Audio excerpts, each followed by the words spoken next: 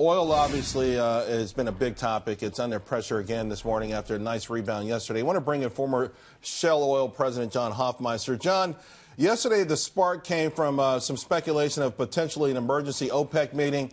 Obviously, at some point, this dramatic decline in oil prices, they're going to have to try to do something to defend it and to get it higher. What do you think is going on here? And what would the implications mean if they had such an emergency meeting?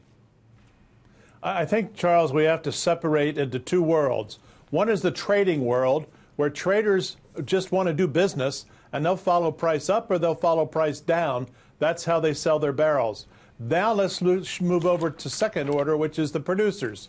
The producers absolutely, whether it's OPEC producers or free market producers like here in the United States, they have to think about short, medium, and long term.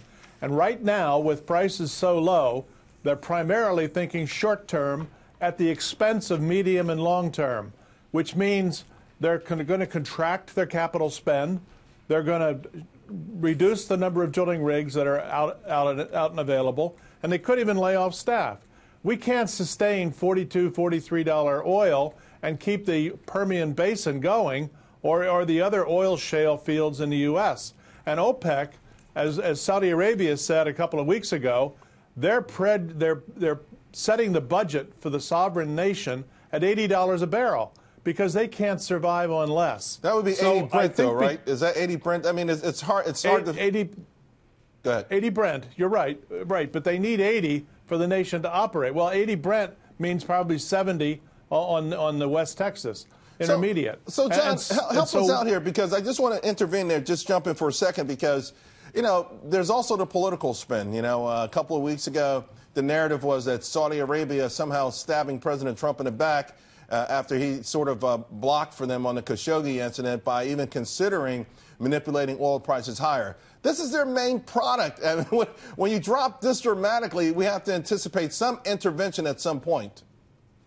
Yes, and I think what the president did in order to keep prices low leading up to the midterm election actually harmed Saudi Arabia, because at the same time, if you recall, he waived the sanctions on Iranian oil.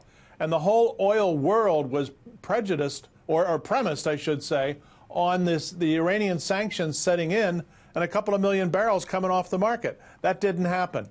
So we got very low prices leading into the November election, and now Saudi Arabia realizes, look, we've been had. And so what do? They side up with Russia.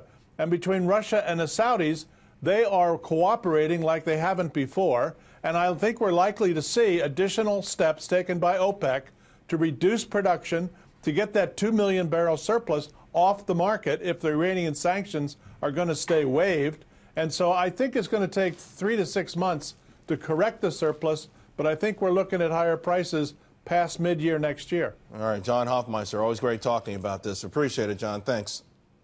Thank you.